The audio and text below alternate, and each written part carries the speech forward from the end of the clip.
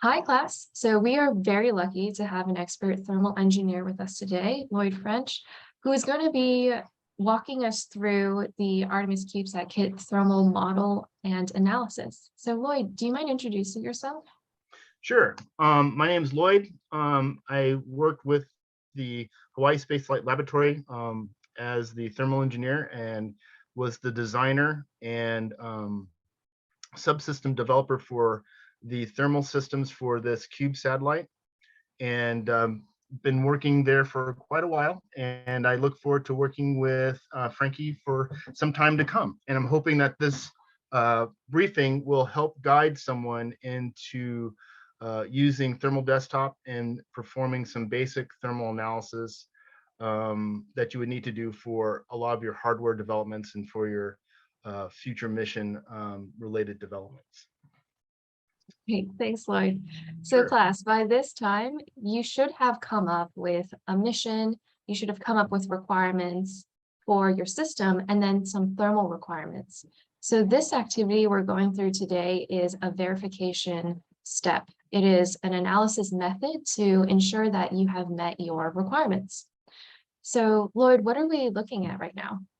So what we see here is sort of like the final or at the end point of your thermal analysis of a single CubeSat, where it has the outer shell of the CubeSat, the solar panels, the framework that supports the cube's structure, as well as the avionic boards that are mounted within. So here you have the external parts, if you can see my cursor, and then inside you have these individual boards that are layered inside. Now Great. within this, you can see, and I can rotate the model so you can look inside and you can zoom in and be able to look at the various elements that are portrayed in this particular model. So you'll notice that there are a bunch of these little balls, and these balls are called nodes. And yet you'll see some gray connecting bars, and these are conductors. And then you'll see some other artifacts, such as this red arrow, and that represents a heat source or a heat load. And then you'll notice the much larger surface, such as the surface here, which comprises a facet or a side of the spacecraft or the CubeSat.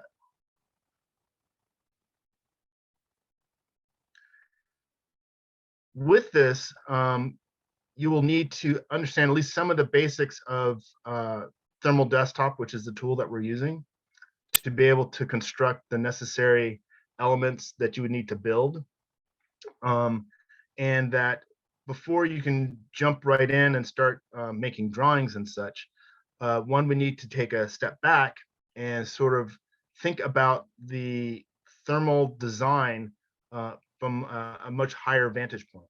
And one of those elements that you need to consider is that thermal engineering is sort of a system level related activity, just like the system engineer.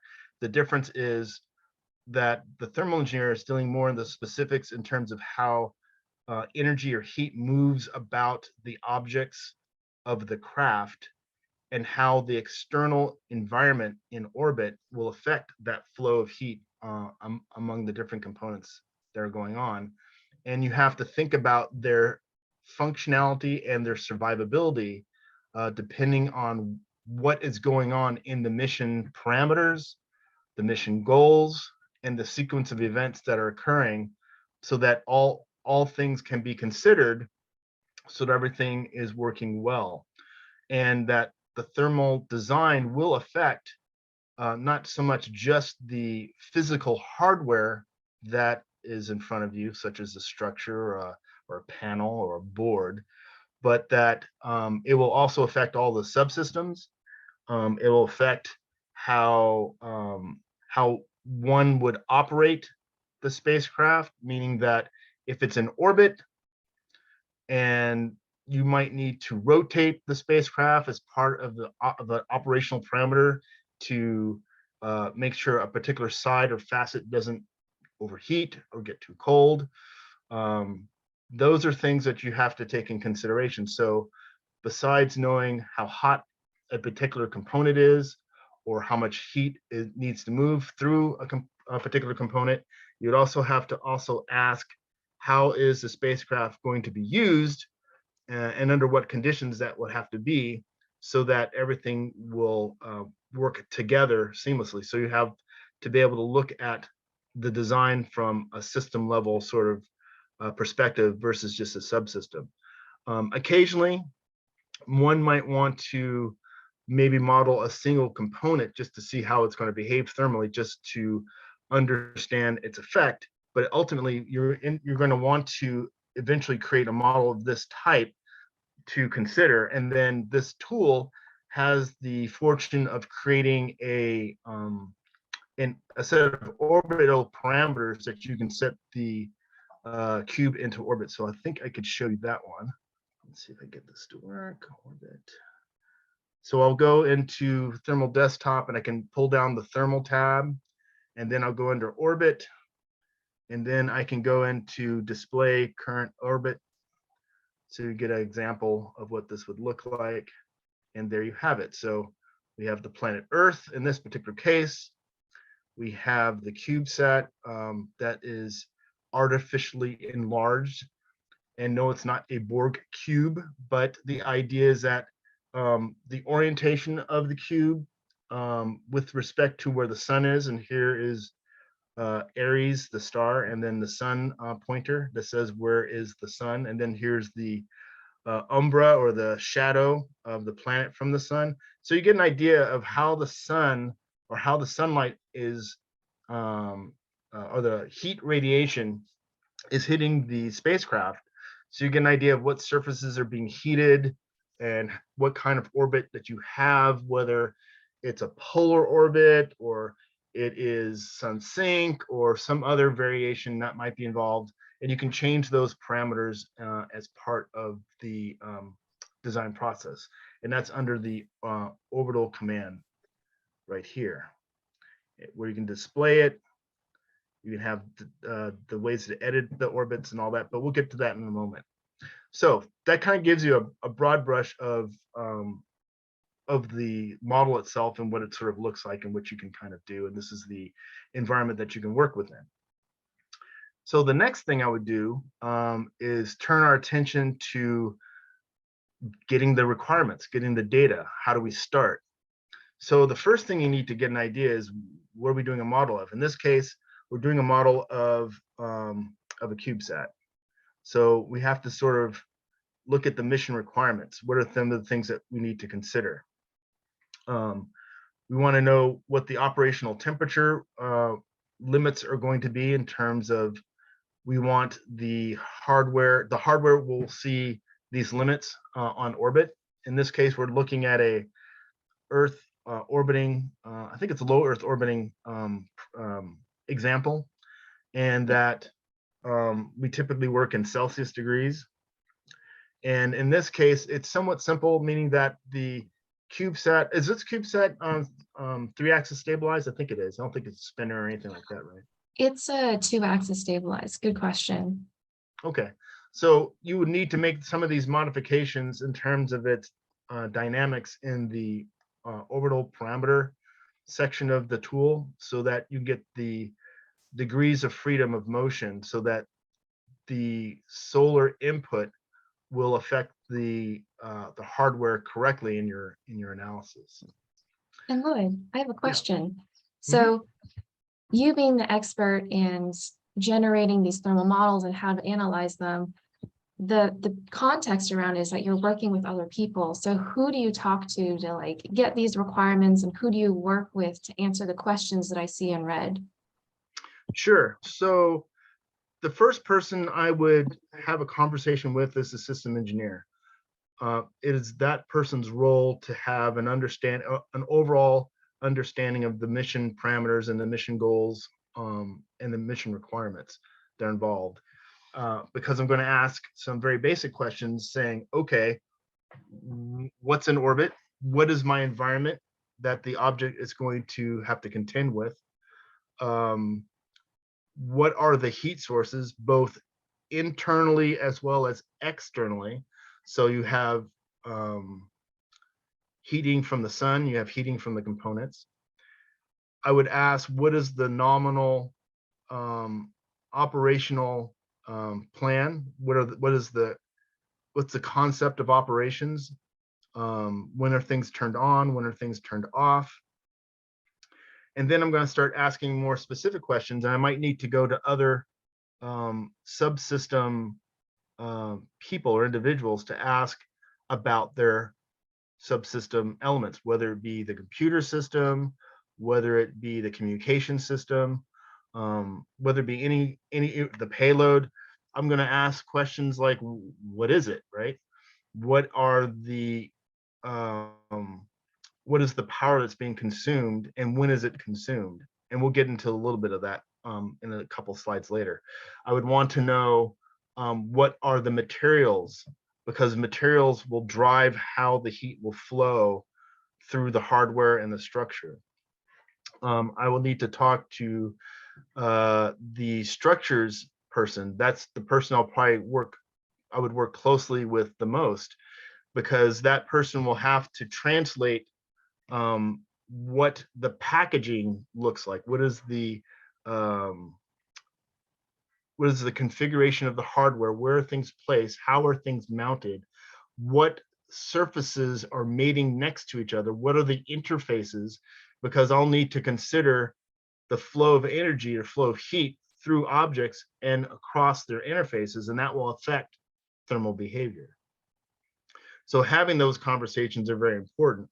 And then as you start to understand how the heat behavior is occurring, you'll need to also work with your structural person to come up with solutions, because they will most likely be stuck with creating some artifact, some piece of hardware that you will need to help solve your thermal related problem. Quick example. So you may have a hot component on a board, and though your board is mounted within the framework of the spacecraft, it's still not quite sufficient enough to commute the heat out of the part without frying it. So you're going to need something else to conduct the heat away from the part to get it to survive both operability as well as survive in terms of survival temperatures. So you might need to basically add on what's called a thermal strap, for example. Some sort of piece of hardware, could be a copper ribbon, it could be a thermal aluminum spreader plate that would affix itself to the hot part, or the part that has the most heat, as a way to conduct that heat away from the part and then send it to places that are cooler and that could eventually radiate away to deep space. And that's sort of the art of passive methods of thermal design and thermal control, since much of the design of this particular example is in the passive concept. With more sophisticated spacecraft, with more complex configurations or operational parameters, you might have to use active means of thermal control, where you have heat pumps, or you might have coolers or other types of devices that are powered to be able to either pull heat or push heat where you need to go to be able to gain the sort of thermal behavior that you desire for a particular mission. So it survives, the components can still function within that environment, and that you shouldn't have any degradation over the life of the mission. Great, thanks, Lloyd. I'm excited to see how you incorporate this information. So it usually starts with a document like this, which is a way to sort of detail a lot of the requirements.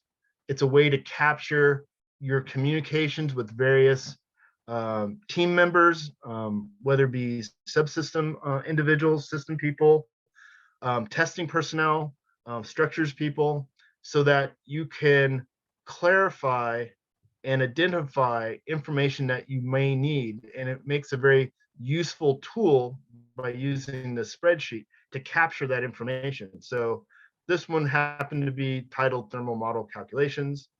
And in it, I was trying to capture basic mission requirements that gave me an overall understanding of the mission involved. And then within that, there are mission requirements in terms of altitudes, orbits, any other operating parameters. And then further down in the ConOps, I'm able to get an idea of what are all the various subsystems are involved. So in this title here, it shows many of the subsystems, such as the payloads, the communications, the computer system, control systems, and the power systems that are involved. And then it breaks down how they are used and when are they used. And normally here, I would try to have some sort of amount of time involved. It's a useful tool that lets me know definitely what all the components are, which is great, and lets me know when things are on and off. But at some point, I need to know when they're on, what kind of quote unquote on are we talking about? Are we talking about 5 watts on, 10 watts on?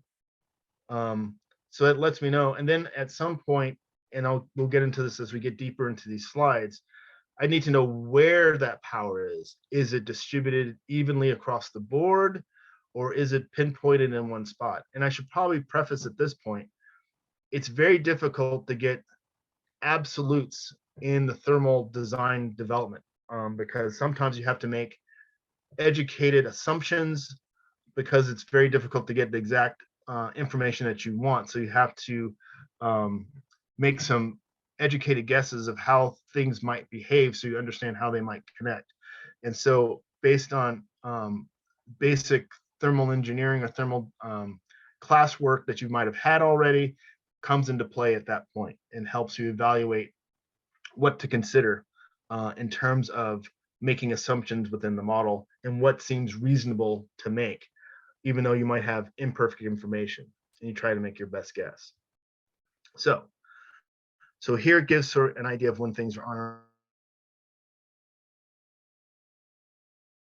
of parameters. In this spreadsheet, or this slide anyway, gives me a little bit more information, another layer down in terms of watt and a quarter. Here's C2 watts over here for a certain operation. And then there's some information in terms of other related amount of power that's on depending on what is operating. And then down here are the averages of how much power is being consumed. So it gives me an idea of how much power and energy is moving. Now, let me also remind you that these are all parameters, excuse me, or energy that is internal to the spacecraft. This does not include solar related effects or Earth or albedo related effects from the planet. This gives me an idea of how long each of these modes are on, meaning that in the remote sensing mode, it lets me know that the camera's on and it's consuming 1.25 watts of power. That's great. That tells me a power source, and eventually when I find the camera in this slide set, it'll tell me where it's probably occurring. But I don't know how long it's occurring. I need to know how long it's going to be on, because the duration of time becomes important, because many of the models that we run tend to be transitory or transient models. As a starting point, sometimes I'll run what's called a steady state model, meaning that if I left the CubeSat in orbit till infinitum, what does the sun, the Earth, and the CubeSat start to behave over time? What kind of cyclical behavior would we see? And that's at steady state. When it becomes a transitory problem, like you turn something on or off, it's going to ripple through the spacecraft. You want to be able to capture that behavior. So that's the transitory part. So you probably end up running a steady state related model, and then you'll end up running a transient model. And you can compare the two to see what the behavior is like. And then obviously the ultimately idea is to look at the data that comes out of the simulated run and see if it fits within the requirements that have been detailed at the very, very beginning. So here you have some durations of how long some of these modes or these operational parameters are occurring. And then when you run the simulation, you'll type these into the tool so that you'll get this effect. Now into these next set of slides, we're going to start looking at some of the hardware elements and how they're configured.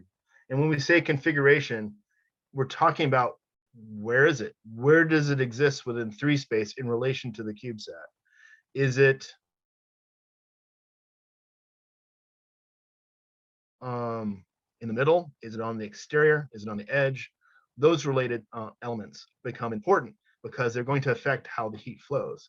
And the configuration also lets me understand how things are connected, how they're placed, who's touching whom, and gives me an idea of how things look when the spacecraft is completely integrated. So in this case, we have a single cube and give some basic dimensions. So I have an idea of size. So I can represent the shape and the different parts and components in the model in some sort of graphical format. You may be tempted to grab the data from the structure that would have a drawing of this. And to some degree, you could port that data over. But what you eventually notice is that you'll have to what's called nodalize that image. And Thermal Desktop at this point in time, or as its stage of development, it's very difficult to keep the node number as small as possible. The higher number of nodes you have, the more work the computer will need to do to process the data. And then becomes very, very process intensive, and it takes a very, very long time to get an answer. And when you do that, it also becomes very, very difficult to diagnose if you might have made a mistake or if you need to make a modification. So it's always desirable to use few nodes or as few objects as possible starting out, and start with something very simple and then slowly add complexity as you begin to understand the behavior and the dynamics that are going on, and you wish to explore more subtleties or more nuances with regard to how the energy or how the temperature is behaving in a certain orbit or a certain set of parameters. So anyway, in this case, it looks like we have a single cube. It's got 1, 2, 3, 4, 5, about 5 boards and a couple of daughter boards. Now, if you notice here, they have a board here that's sort of just floating. So you want to talk to somebody, either the subsystem person or the structures person, as to how is this board mounted? Because without that information, you can't draw it, or you have to make a guess of how it's going to be mounted. In the next layer is a way to identify the boards, because if you notice back here, there's no identification. So I have no idea what the boards are and to what subsystems they're described. They just look like boards. Here, we start to get a little bit more detail as to what is the board, what are the components involved, what are their sizes, what are the gaps between them, so I have an idea of a decent placement. And in this case, you start to see more of the frame. This is sort of this black framing that's depicted here with fasteners in it, so that I'll know what's going on. And at some point, I need to know how thick the boards are, because different boards have different thicknesses that are involved. And you usually want to consider the board material because the heat has to flow through it. Another good thing to know is how much copper is in the board, or the ground plane. That's also important. Another thing that could be important is the fastener, in terms of how the board is assembled. Like, what is the fastener made out of? Is it a titanium, or is it stainless steel, or is it nickel? They all will have some sort of thermal effect. Here's the same sort of configuration from a different viewpoint. Many times you'll be working with your structures person that will be reproducing some of these images for you. So you get another perspective of how it might be packaged, so that you can represent these elements in your model. So if you go back here,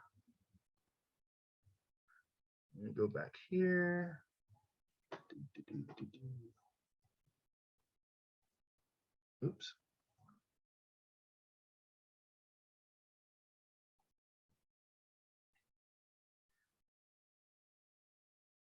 So if you go back here to the model itself, you'll notice I have different boards in here, but I needed to know what their distance was apart from each other, what they're connected to, and how I should make that assumption of how they're connected. Are they connected directly to the walls of the spacecraft? Are they connected to the frame, or are they stacked? So each of those has some sort of effect of how that heat's going to flow through it. And then at some point, you want to think through, what is my most predominant method of heat transfer? Is it conduction? Is it convection? Or is it radiation? Obviously, there's no fluid in here, so convection's out. So the two primary into deep space is going to be radiation, and then you'll receive heat from the sun as a source, and the planet Earth from albedo as radiation input. Internally, you'll have two things happening at the same time. You'll have radiative effects between boards, and then you'll have conduction effects between boards through how they're mounted, in terms of they're stacked or they're mounted to the frame, or to mount to the skins, or however the design is going to go. I'll go back to our flow chart. So here's another orientation. So I usually try to ask for images that are straight on, so I get an idea of what that orientation looks like. And then I will work to get orthogonal views, so I get an idea of how things are laid out. And this one's a great view that gives me an exploded view of the hardware. So it allows me to identify all the components, and allows me also to consider what elements I want to represent.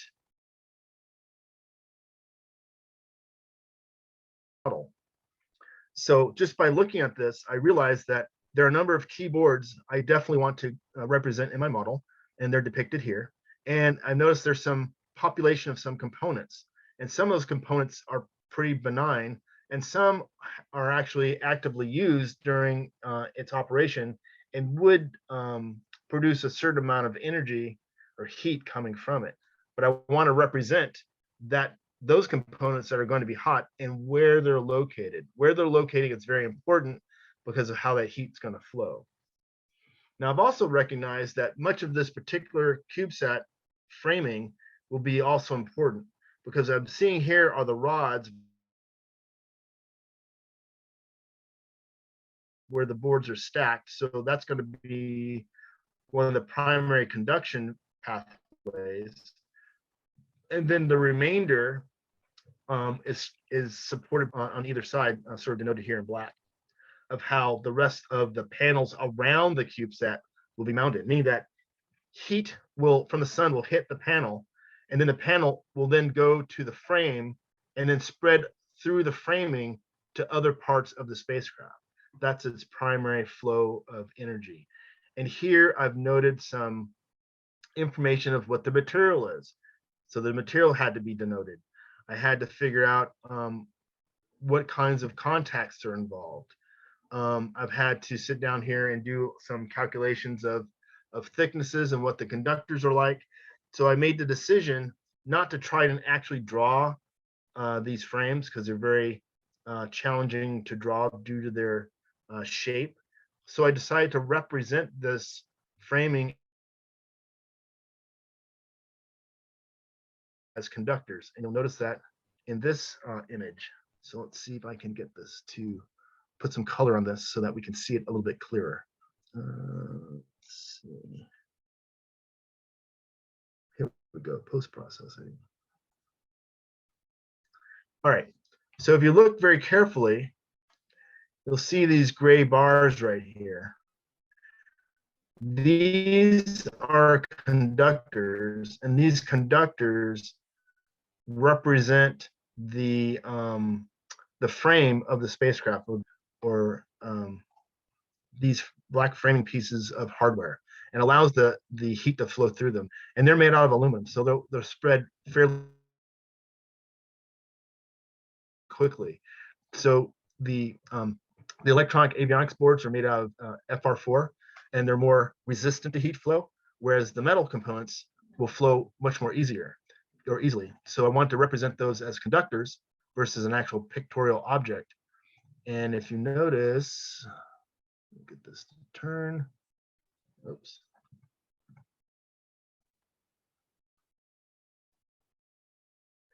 Inside, you can sort of see like a little cage in here where I've created these conductors along where the heat will flow primarily.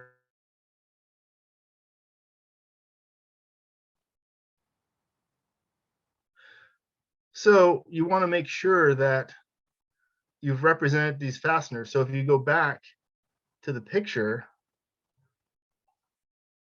you'll see where the fasteners are here in the corners of the frame.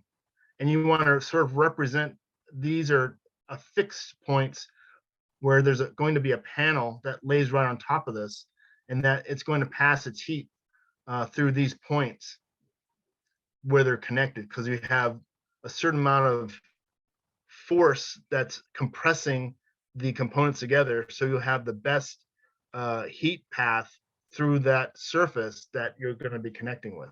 And you could use that as a starting assumption that you'll have your heat pass through those locations, for example. Now, going forward, I tried to get other examples as to how things are oriented. So we'll have a rotation of this exploded view just to make sure I have a good understanding of where the parts are located. And I tried to write notes on the side for the structural engineer or any of the subsystem engineers that might be able to come to answer my questions in terms of the things I need to know or understand so I can represent the model as faithfully as I can based on how the spacecraft is going to be built.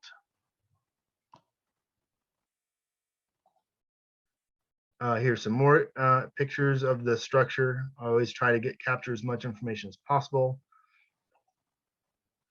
And here I have some zoom in parts. So sometimes I'm going to ask the structural engineer if you can zoom in on a particular component or assembly so I can understand how they're assembled. And what the structural engineer did for me was to highlight in green what the contact surface area is. Because sometimes you'll have standoffs or different shapes or surfaces, and it may affect how two surfaces will be in contact with each other. So I've required or requested that the mechanical engineer or the structural engineer to sort of depict what that contact area is, because I will use that in my to determine what the contact area is. So through all these objects and all these different pieces of hardware, I'm going to sit down and do some basic calculations of their thicknesses, their surface areas of contact. I'm going to calculate what the materials are. I'm going to try to calculate what are some of the conductors or their conducting values. And then I'm going to type them in to my model in here. So for example, clear this. So this particular conductor in question is representing a piece of the framework that's being conducted through. And if I want to edit it, I've labeled it an aluminum corner as part of my main model. And it has a value of 0.167 watts per Celsius. And that's the conductor value that I've placed here. And I've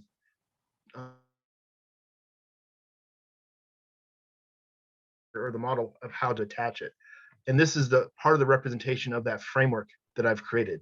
And if you notice carefully, if I zoom in,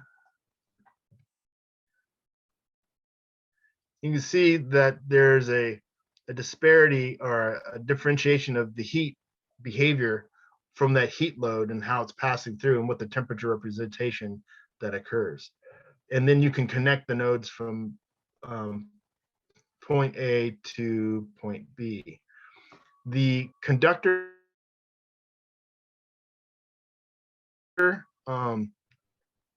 control is here under where it says FD/FEM network. So you go down here where it says node to node conductor, and this is what you would use to connect the two.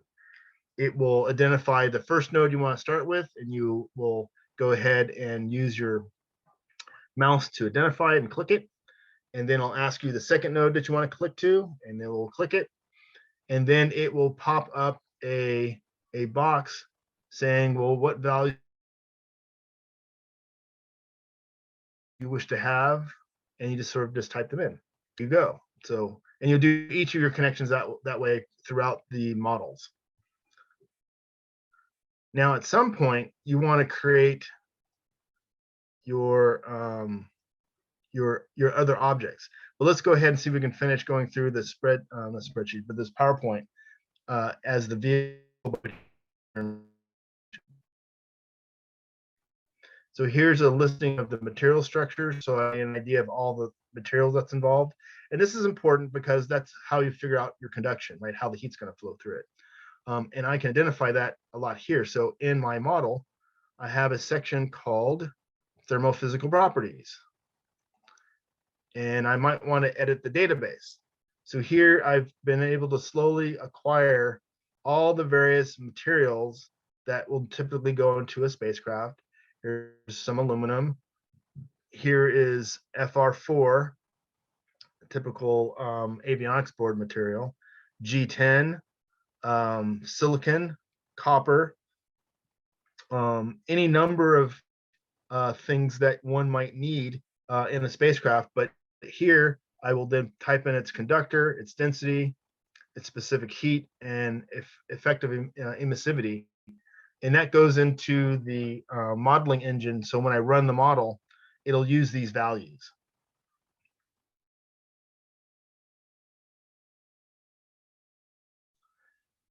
There's also something called the optical properties database. And in here, I talk about all the surface related properties involved. Like what is the coating?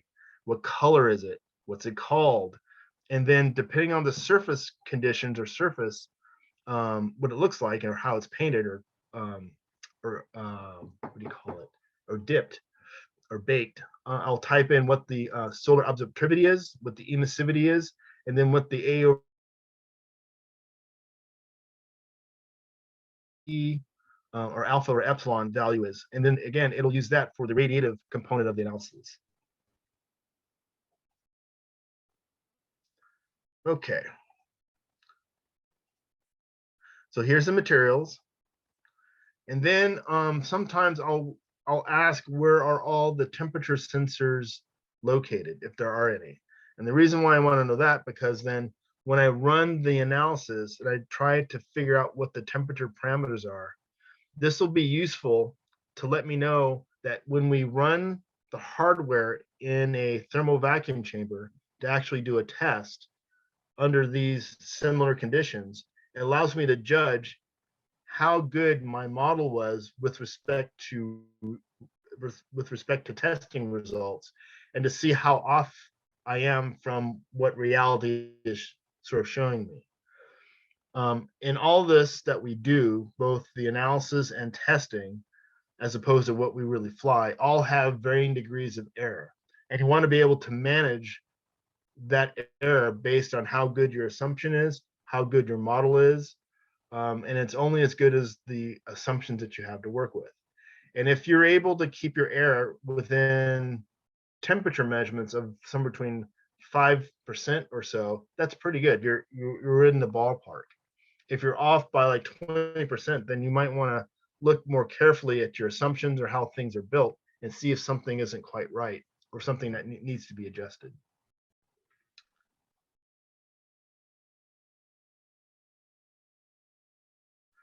Next thing that's important, two basic kinds of limits to consider.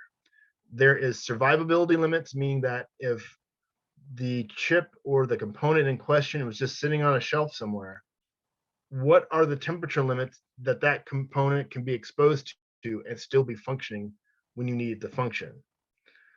And it's usually the most extreme, like hardware, electronic hardware, for example, may be good up to, let's say, like 9 degrees Celsius, and maybe good down to minus 40 degrees Celsius. That's a pretty wide range.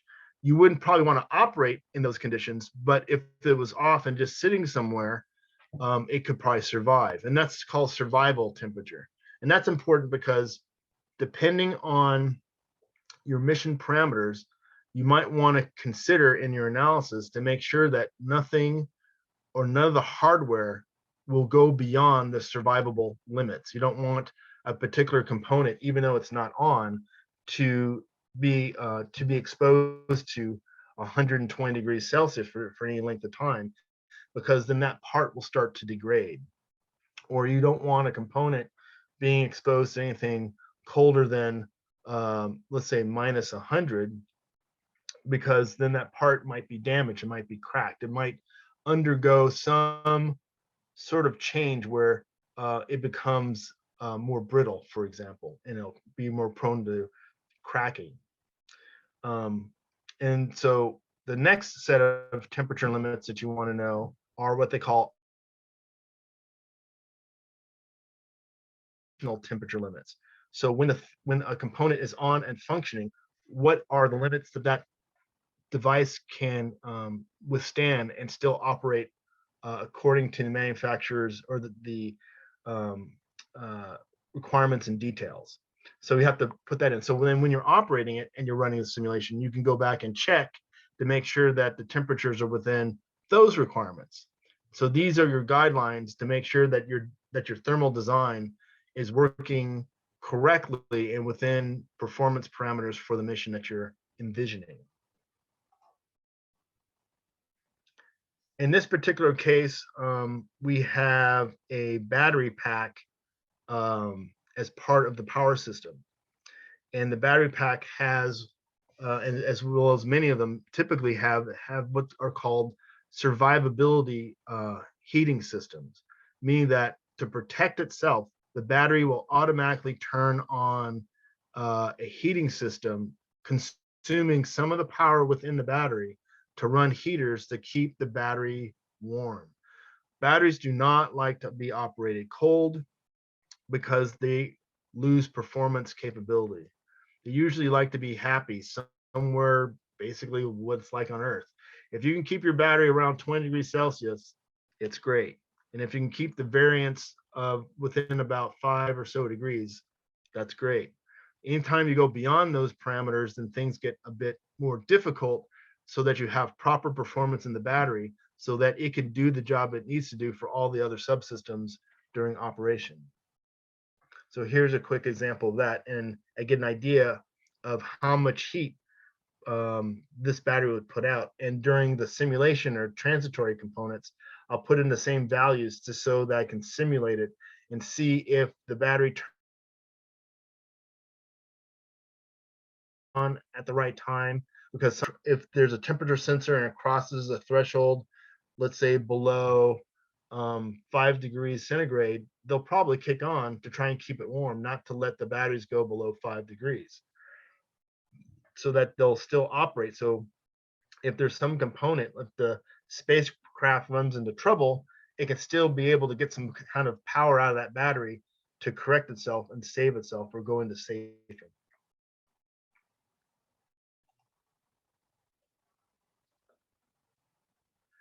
Okay, so here is a little bit more detail where we talk about the power involved and the heat load that's involved and getting closer to where those things are located. This deals with the more materials of the boards themselves. So in this case, I had panel boards that had torque coils built into the panel.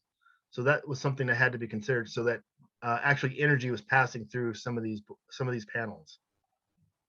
And I tried to get an example of every panel that was needed to know. So again, here's a temp sensor where that was located. And if you notice, there's 4 points of where they're mounted. That's where I tied the framing that I used for my model to simulate that.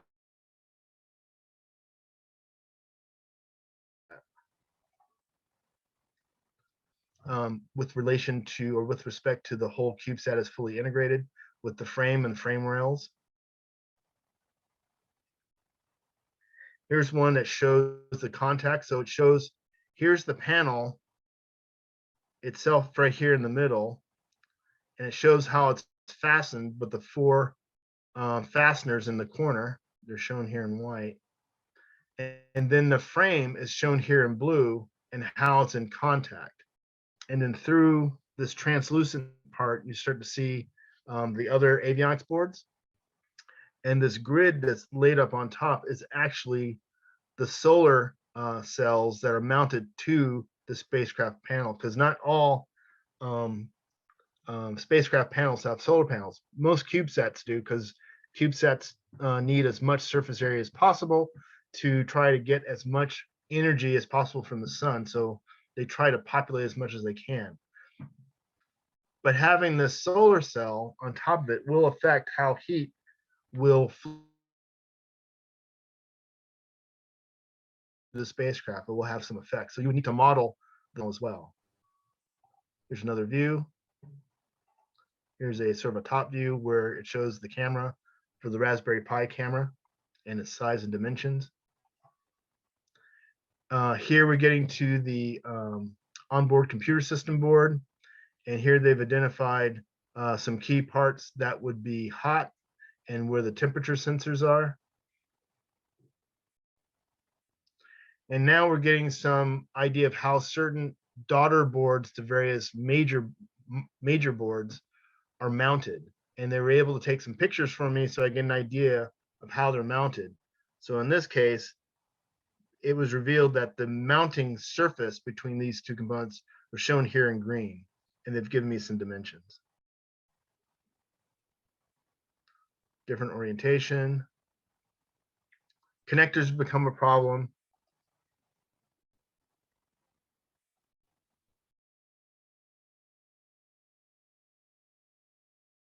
Here's a power distribution board that I need to worry about. Everything in red is typically hot, and here's a temperature sensor.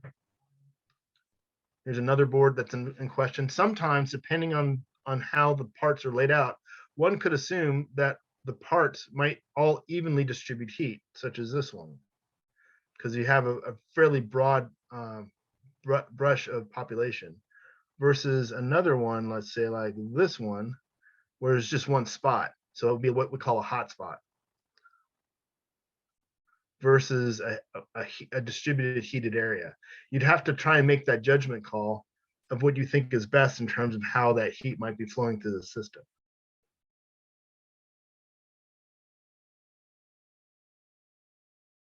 Here's a battery board, and of course the battery blocks are on the other side, and here's a temperature sensor. And then the last board, the antenna board. So I was able to get a picture of all of the boards inside the spacecraft, all of its major components, all the ones that would be ones I need to worry about. I've got dimensions where all the, let's say like here, like the amplifier, which will be hot here, just a single spot. And then thickness and board materials, temperatures, and all those related parameters. And most often than not, you'll have more conversations to gain even more information. So I tried to take all that information and help construct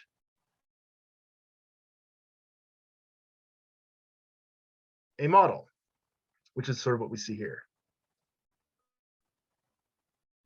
So let's see if I can. Let me quickly just turn all this off here for a second. Oops. And we'll just look at just how to create a single panel or single sort of like 2D surface.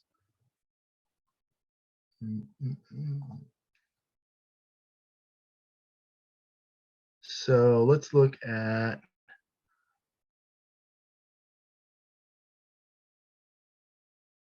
let's look at this one.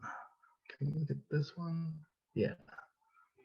And let's do this. There. Okay.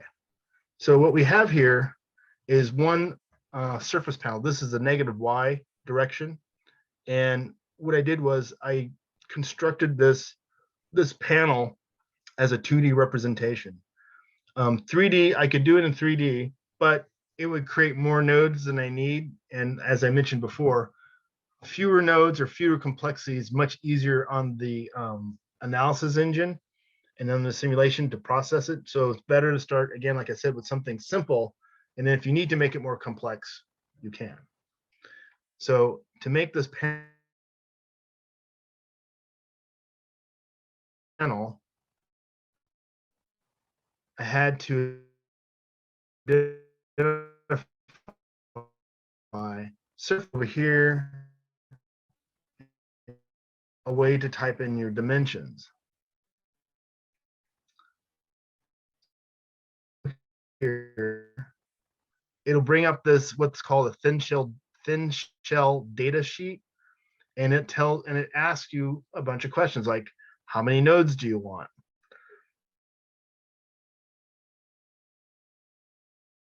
Number your nodes. What is the name of your object that you're trying to label? And called it negative Y panel, right? What's the surface conduction or surface properties of this panel? So one side had solar cells, the other side was allodyne. I had to tell it what it was made out of. G10. How thick is it? Is there any insulation involved? What's the size?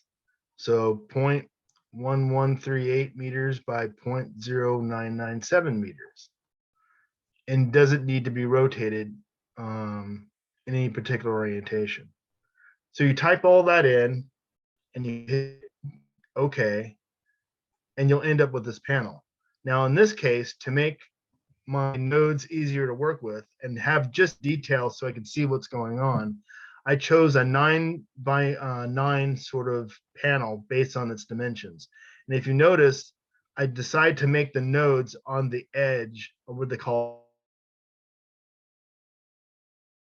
see them on the side, so that when I integrate all these little panels together, they would coincide with one another. So if I show the whole model, let me get rid of this.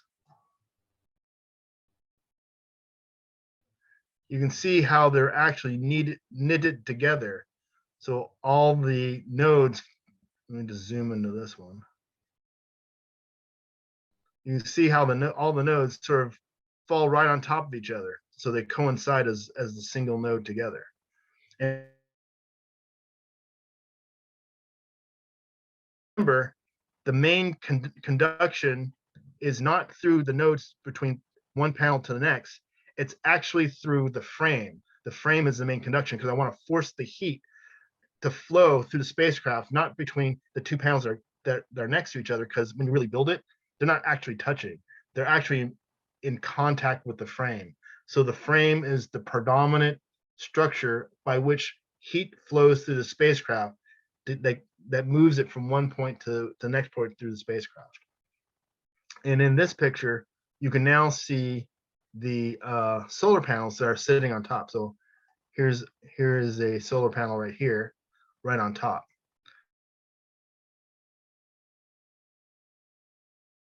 And you could see the parameters by hitting the edit button. Oops, kill this. There we go. And it shows, again, the same thing, thin shell data, and you give it all the basic parameters. But in this case, I didn't want to use a whole lot of those for a solar panel. It's a solar panel. So I just used 3 nodes on the edge, just like here. So it's less computationally intensive for the software. It makes it easier to get an answer. And if I need to correct something, it's a lot easier to deal with. Now, you notice here, I've been using this, what's called a submodel node. All of the objects that I've drawn or built, and allows me to look at any one particular component if I wanted to and see how it's placed or even identify it. And it allows me the ability to turn them on and off. So if you look here, if I just want to look at turning off all the external walls and solar panels. So here are my solar panels. here are my walls where I have negative surfaces and I have positive surfaces. So I'll go ahead and turn off the positive surfaces. And I turn them off here in this button where it says turn off visibility. So you see how they just disappeared. And then if I want to turn them on, I just go to the little light bulb on my left of that one where it says turn on visibility. They turn back on. Excuse me. So when I create these objects, I'm able to grab them and of course move them around. And you can place them where you want to place them. And you can, just like any other CAD tool, it'll give you some dimensions so you make sure that you have your orientation and alignment straight so you don't have any problems and things connect the way that you want them to.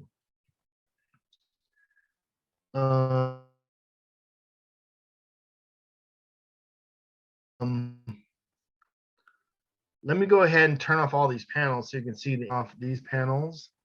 I'm going to turn off these other ones. Okay, so now the only thing I have left here, I've removed the conductors that make up the frame. I've removed the panels that make up the sides of the spacecraft, as well as their solar panels away, so that we can now look at the inside of the avionics boards. And here you can start to see how they're placed. So this button right here is the one that you click to manipulate the drawing, so you can rotate it and take a look at it. And if you notice, I've had to make some assumptions drawing. They're denoted by these little red arrows here. So on this particular board, there are 3 spots I've identified as heat sources. Now this board, to look at the edit, this is the computer board, or the onboard computer system, as I've denoted here. Put a hotspot where you care about it. You identify the node here like that, and then you would go down to thermal, and you go to FEM network, and here you just say heat load on nodes. You click this, and it will bring up a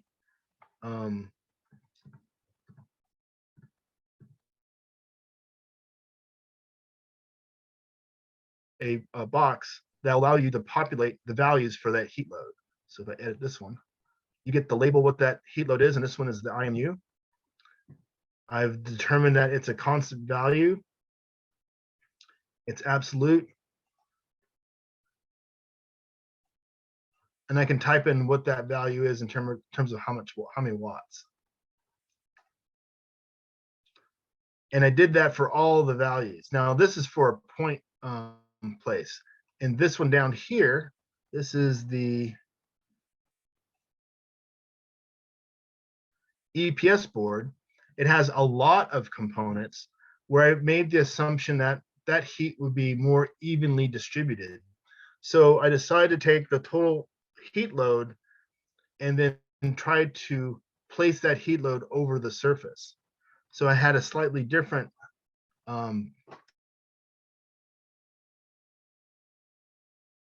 box when I applied it, and it said the heat load is going to be a surface value. It's that command is right here where it says heat load on a surface. That's where it's noted.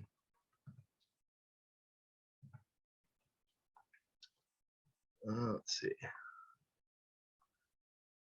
Hey, Frankie, can we take a quick break? Absolutely.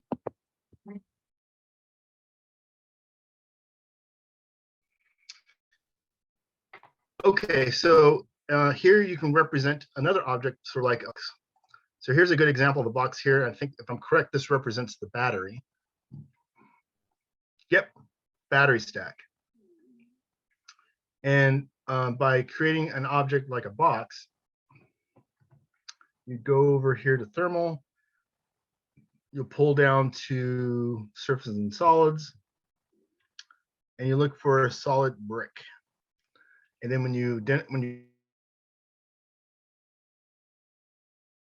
on that button, it's going to bring up a window that you're going to want to fill out. It looks just like similar to this, except the slight difference is it'll say FD solid edit, and it has some of the same sort of parameters that you want to type in, such as how many nodes, how you want to number your nodes, any conduction related information like materials that are involved, any radiation, like you need to identify all the surfaces.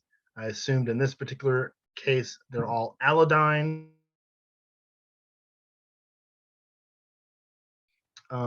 Any insulation, any other parameters like size, like how big it is, if it needs to be rotated in some manner. And then you can grab the object and be able to move it around to where you want to put it. In this case, I moved it and mounted it onto this board right here. And since the battery had its own heating system, I basically identified it as a bunch of heating inputs. If you note them in sort of blue. And here it shows all the locations that are, all the faces that identified it. And it's a constant surface at 1.225 watts. So after you get all your objects drawn and you get the placement figured out,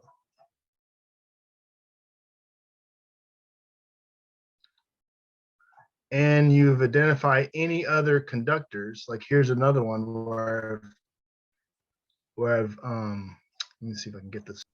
So here I have a daughter board, and based on the assumptions I got through the PowerPoint of how they're physically in contact with one another, I chose to represent that contact as a single conductor. And if I edit it,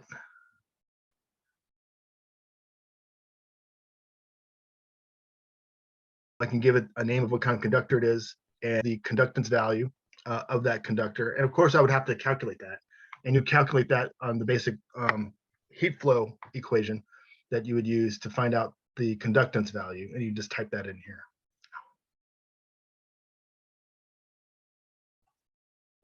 Okay, so that kind of covers how to create various objects, whether flat surfaces, blocks or bricks, how to put in the nodes, how to connect the conductors. You can identify the nodes, roughly where you go in the pull down menu to create some of these objects, how to use this submodeling tree that each time an object, you can give it a title of what it is, it into its tree, and then be able to turn them on and off. So the number of objects that you have to deal with here will show up here.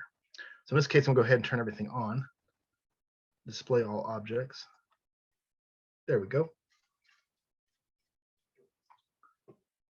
And so the next thing I'm going to want to do, now that I have all my objects figured out, is I'm going to want to look at the orbit related characteristics.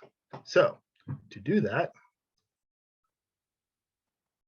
I will go ahead and go down the pull down menu and look at the orbital parameters involved. So I'll go over here to saying something called edit current orbit. So I created something called the Keplerian orbit.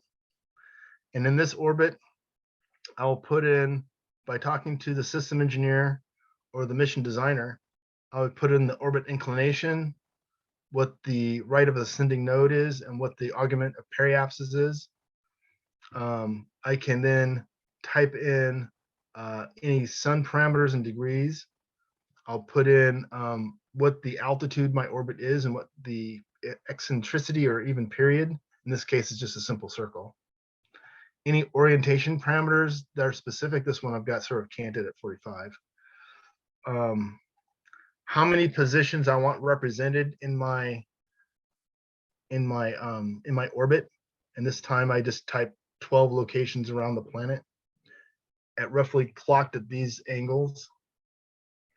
Also here I will also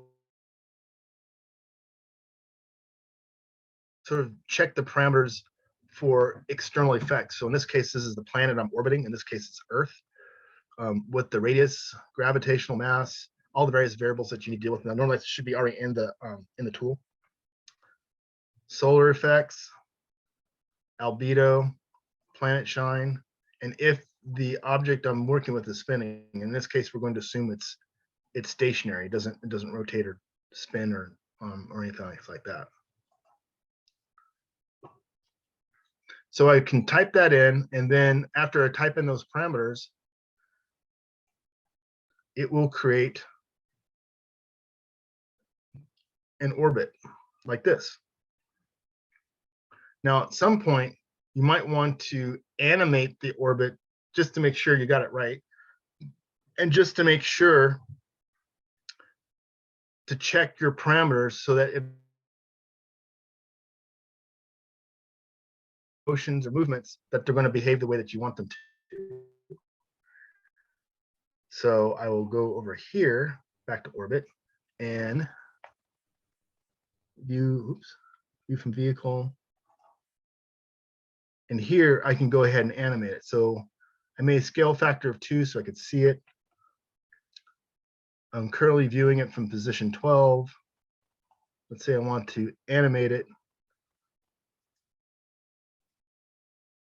And it's going to want to know how many cycles I want to animate, or how many orbits. I'll just do 1 for right now. Set the frame rate. And there it goes as it rotates around the planet. So it lets me know how the sun is seeing different faces of the CubeSat and how that will affect the temperature. So when I run the analysis, it will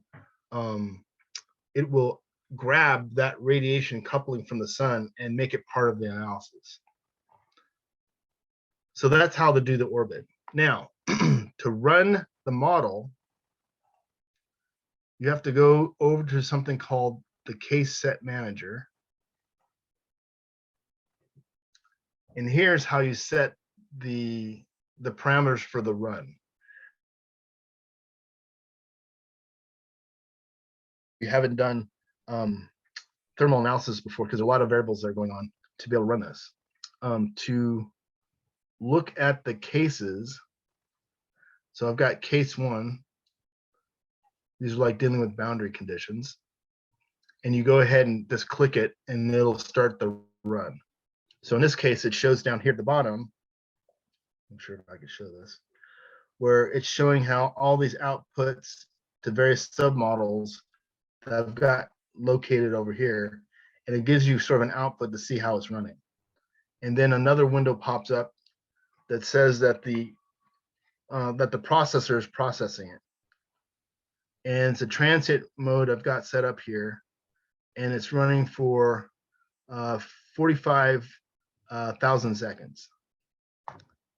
And so if you've gotten to this point, that means that you have bypassed any errors that you might have made, whether you've connected a node wrong, or you've inaccurately created an object that doesn't fit, or your nodes aren't labeled correctly. It means that at least all the basic structural components that you've created work, and now you're actually running the analysis in and of itself at this point in time.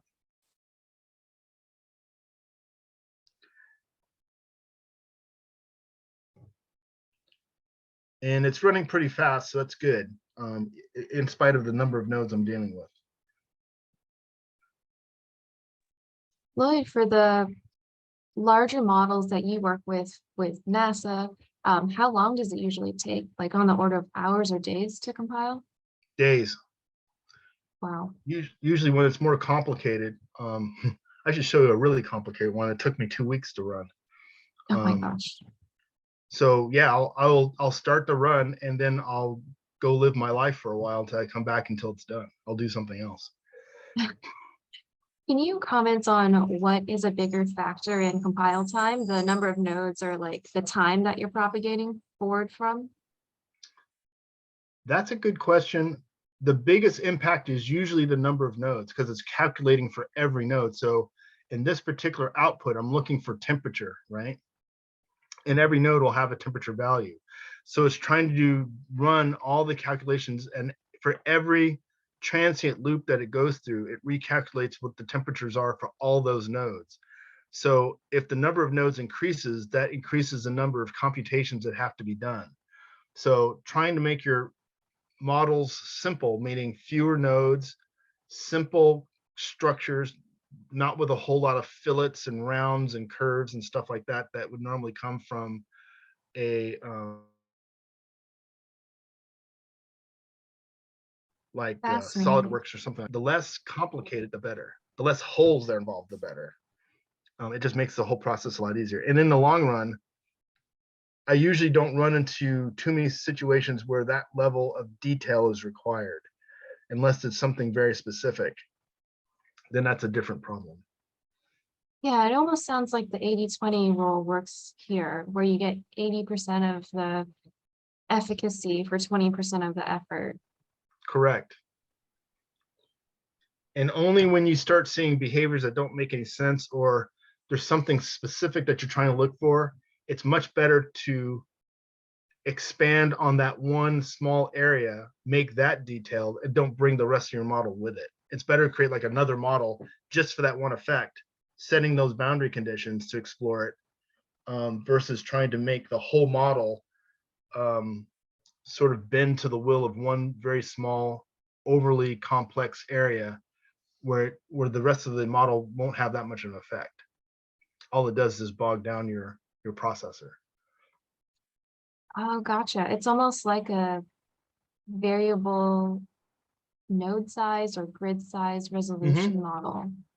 Right. So in structures, you have what's called, in thermal, you have something that's called finite difference. Most of our math works on the differences of temperature to figure out heat flow, because you're going from point A to point B, right? Whereas in FEA, it's different because it's a structural node. But as you're dealing with stiffness or bending or anything, or any other of those structural dynamics that are involved. Cool, this thing is almost done. I didn't think it was going to even run this fast. Awesome. So we are about to see some Any other time series questions plots. while this thing's running for other details?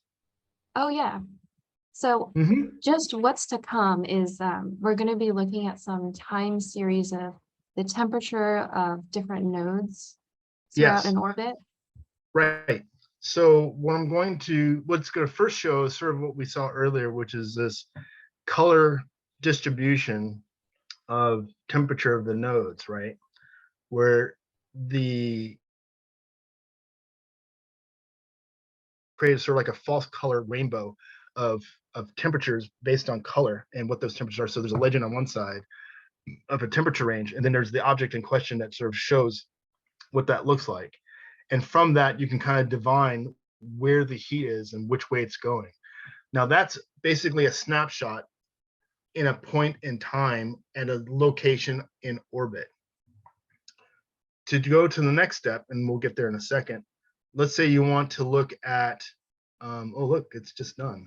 And it says success, yay. You click success, and we get rid of this one thing. This is positive Y, so oh, that's positive Z, so I'll turn that off. Okay, so here you have a distribution in temperature. So you notice the green here, it's saying that these nodes here, where it's affixed, it's cooler. It's about 12 degrees Celsius, where it's in contact with the rest of the spacecraft. So it means that the spacecraft in and of itself is running cooler than this panel is.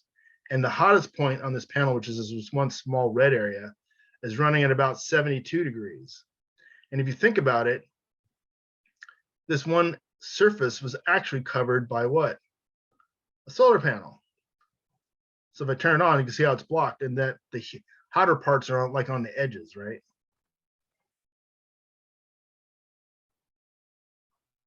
Now, let's say you wanted to look what the temperature is doing. So down here at the bottom, this is what it looks like after 45 seconds. So if I want to know what's going to happen over time, let's see if I can get this to work. So give me a second.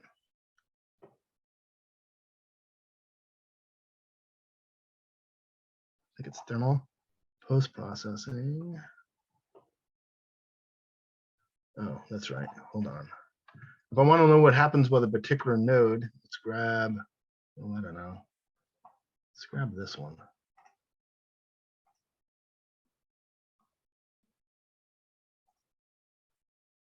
So I just picked a node just right there. And I wanted to see what it's doing. Go to post-processing, go to XY plot, and it'll give me a plot of what it's doing.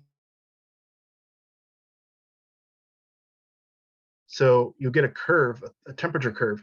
So this particular node is seeing about 5 degrees, just above 5 degrees C, and something almost as hot as 95 degrees C.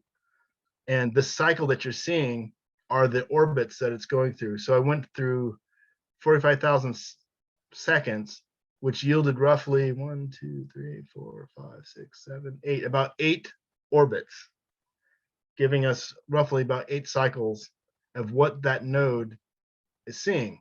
And so the first thing you're asking yourself, well, does that make sense? Well, I think it does. It's a node that's on the outside. It's sitting out here, so it's totally exposed to the sun and the earth, and it's also exposed to deep space. And given that the spacecraft, whoops, wrong way, is warmer on this face and cooler on this other face just to the right, tells me that when it was going through orbit, the sun was predominantly on this side of the spacecraft. So naturally it's going to be warmer than over here, and thus we would see this large change occur. So it seems reasonable for that kind of behavior. Let's see if I can try to animate the image that's in front of us. If you give me a second, see if I can try and reconstruct this. Let's see, post-processing, data set, no.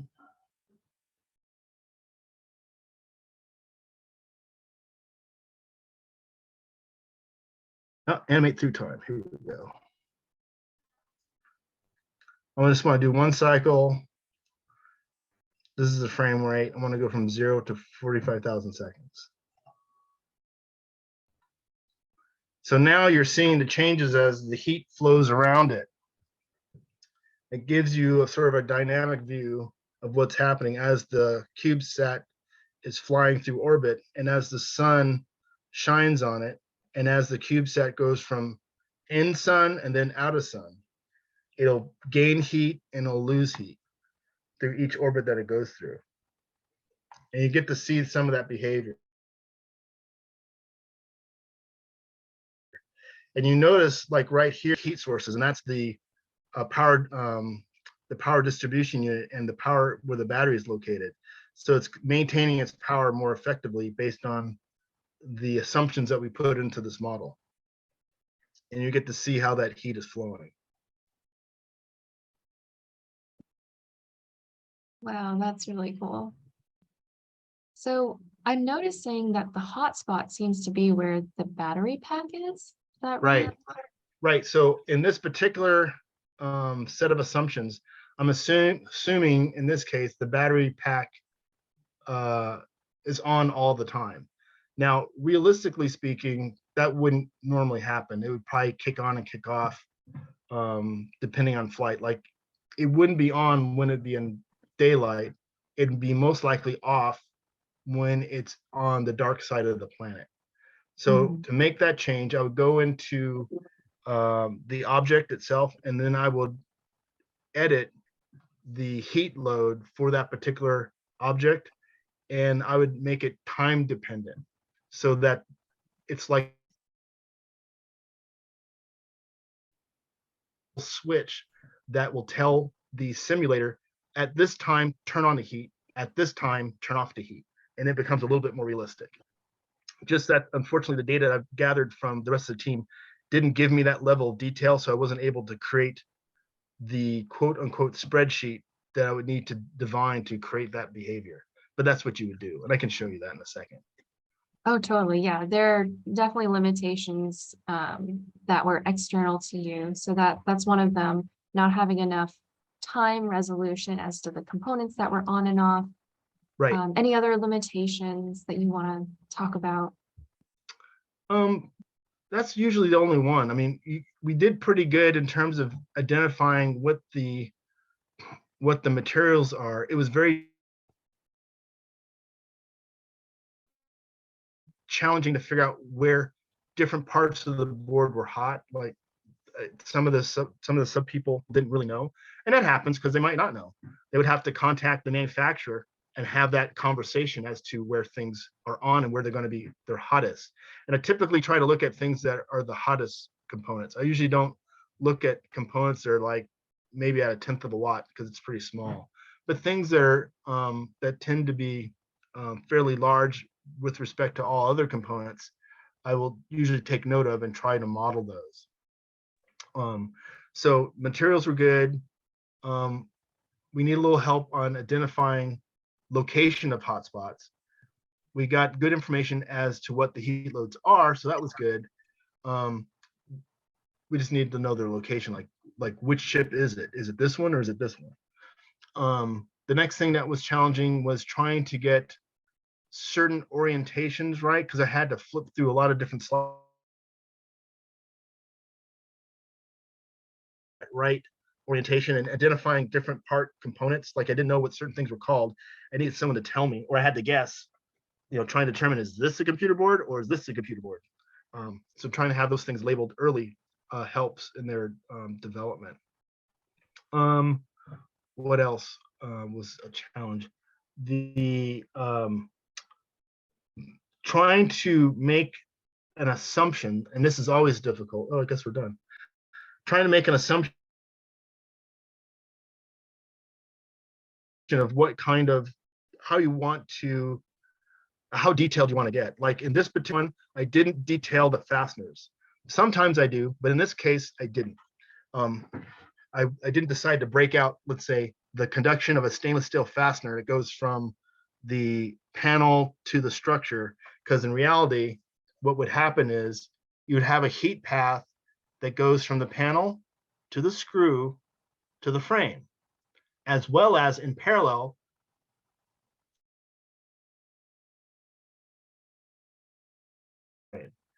and because the heat flow from the panel to the frame would be more dominant than trying to go through a fastener, I just use that one because there's more surface area involved, there's far more heat flow, and that behavior would be more obvious. So I tried to simplify that level of complexity by using just grabbing just the more dominant cases and the more dominant flows of heat, and made that my focus in my model, without having to Got it. detail everything in there.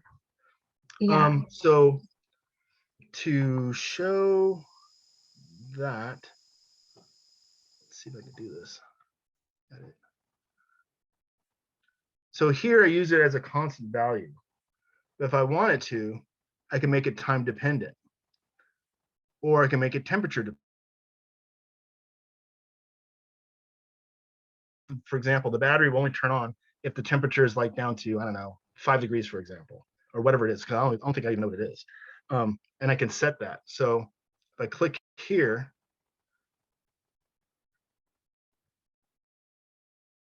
I have to type in what's called an array.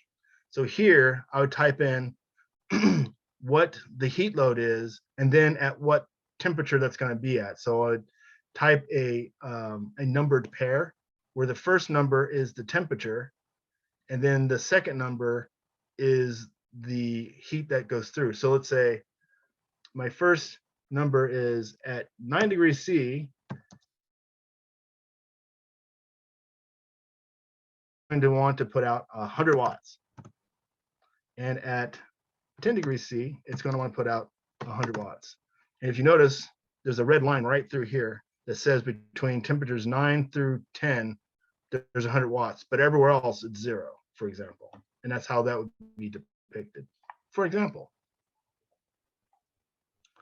What was the other thing I was going to show you? Let's see if I get this to work. I think it'd be interesting to see So the, in the case manager, let's say, I'm sorry, go ahead. sorry, there's just a slight delay. I think it'd be interesting to see at some point the critical points, like the maximum spot and the minimum spot. Right. Let's see. Well, let me show you this part real quick. So if I wanted to the case study, I'll hit edit, types of analysis that's going on. Like the analysis group is what am I working on? Like what model? I could have 2 or 3 models running at the same time if I wanted to. So in this case, I just used the RAD calculation modeling method, and then I added the orbital calculation modeling method. And I'll go back to that in a second. And then I set all the calculations. This is a little bit more head spinning. So here's a transient. I set the time for how long I want the run to take. I also ran a steady state at the same time. Sometimes I like to get a more realistic view of what the spacecraft is going to do after it's been in orbit for a while. So I'll run a steady state first to kind of set what the temperature and distribution is going to be most likely like. And then I'll run the transit case right behind it to get an idea what's going on. Because otherwise, if I didn't click this button for a steady state, it'll assume that the CubeSat suddenly appears in space. And now it started from a temperature at room temperature, and it's going to slowly adjust to whatever the environment's going to look like. So to skip that whole step, I just run the steady state first and get something that's a little bit more realistic. These parameters down here deal with the running the tool itself. And here shows all the various output files that it makes. It makes a whole bunch of them. And deals with these symbols that you're involved if you need to run anything more complex. And that's a whole different conversation. Now back here, the radiation table. Let's see if I could show this. Hold on. Okay, so this tells me the heating rates that are involved, and it asks for what orbit I'm running. Since I've only made one orbit, and I called it orbit 1, that's what it's using. And then it uses something called the Monte Carlo method to run the ray trace. In case those out there that do thermal analysis will want to know what that is. So that's where you find it. Okay, I'm sorry. You were asking something. You were asking Right. about the maximum and minimum, right? Yes. Like the maximum and minimum of a node? Yeah, of all the nodes, where is the minimum? Where is the maximum? I'm just thinking about critical points. Okay. So you have to kind of hunt for them. So you can tell almost immediately what side was looking at the sun, right? Yeah. So this is all looking at the planet, Mhm. and this was looking at the sun.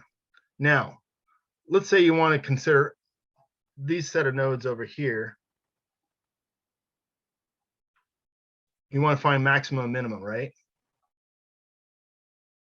Right. So you're looking for maximum and minimum at this snapshot. And let's see, post-processing, XY plot data, and this is what you get. And it's going to take a second to draw. So what I've just shown are all the nodes on that face. And so in here, you can see the maxima is probably up around 100, and the minima is probably down around -15 for that one face. And that's the Y positive face, the one that's looking at the sun. And this, and every line is its individual node. And of course, I've got a 9x9 here. So I should have basically 81 lines of all the temperature parameters. Now, do you notice something really interesting in here? You've got this behavior right here, right? That's pretty obvious. But what's interesting is you got this little one right in here. Yeah, what's that about? Yeah, exactly. What is that one about? So if I had to examine this, hold on, let me move this over so I get some room. So here is a set of parameters that is being affected by orbital related impacts, right? So either it's in the sun and it's getting blazing hot, and then after, about 30 or 40 minutes, it's going to go into the like a solar eclipse, and it's going to lose temperature or lose heat, and therefore the temperature is going to drop. And then as soon as it comes out of eclipse, it's going to be back in the sun again, and then you get this dramatic rise in temperature, right?